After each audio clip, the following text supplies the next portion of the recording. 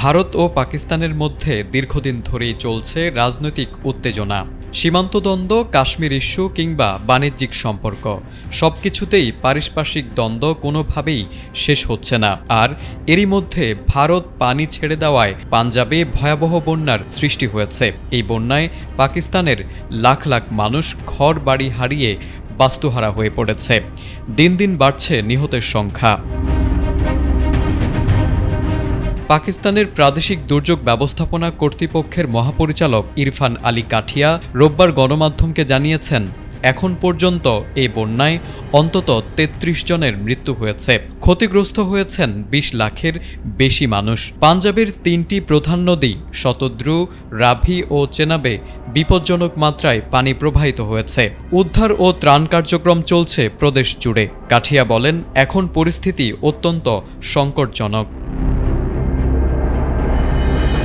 পাকিস্তান যখন নজিরবিহীন বন্যার সঙ্গে লড়ছে, তখন ভারতের বিরুদ্ধে সিন্ধু পানি চুক্তি লঙ্ঘনের অভিযোগ উঠেছে।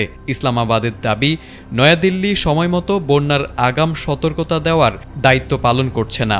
দেশটিতে চলতি মৌসুমি বৃষ্টির পর গত জুনের শেষ দিকে এ পর্যন্ত বিভিন্ন বন্যাজনিত ঘটনায় অন্তত ৮৪০ জনের মৃত্যু হয়েছে। এলএমই সার্টিফাইড বিশ্বসেরা কপারে তৈরি ওয়ালটন কেবলস, যা আপনার স্থাপনাকে রাখবে সবসময় নিরাপদ। একই সঙ্গে ব্যাপক অবকাঠামো ও সম্পদের ক্ষয়ক্ষতিও হয়েছে।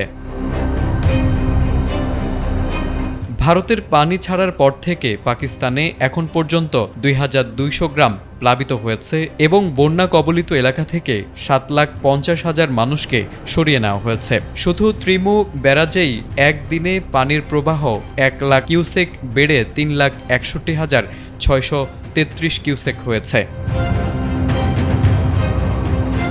দেশটির দুর্যোগ ব্যবস্থাপনার মহাপরিচালক জানিয়েছেন, ত্রাণ কার্যক্রম অব্যাহত রয়েছে। মাঠ পর্যায়ের কর্মকর্তারা ক্ষতিগ্রস্ত মানুষের সঙ্গে ঘনিষ্ঠভাবে কাজ করছেন। প্রাদেশিক জ্যেষ্ঠ মন্ত্রী মরিয়ম আওরঙ্গজেব বলছেন, পাঞ্জাব এক নজিরবিহীন সংকটের মুখে দাঁড়িয়ে আছে। ৩টি প্রধান নদী একই সঙ্গে সুপার ফ্লাডে পরিণত হয়েছে। ভারত ও পাকিস্তানের মধ্যে চিরবৈরী সম্পর্কের কারণে দুই দেশের সাধারণ মানুষের জীবন অনেকটাই বিপদের মুখে পড়েছে। এমন বড় ধরনের প্রাকৃতিক দুর্যোগ মোকাবেলায় দুই দেশের একসঙ্গে কাজ করাটা খুব জরুরি।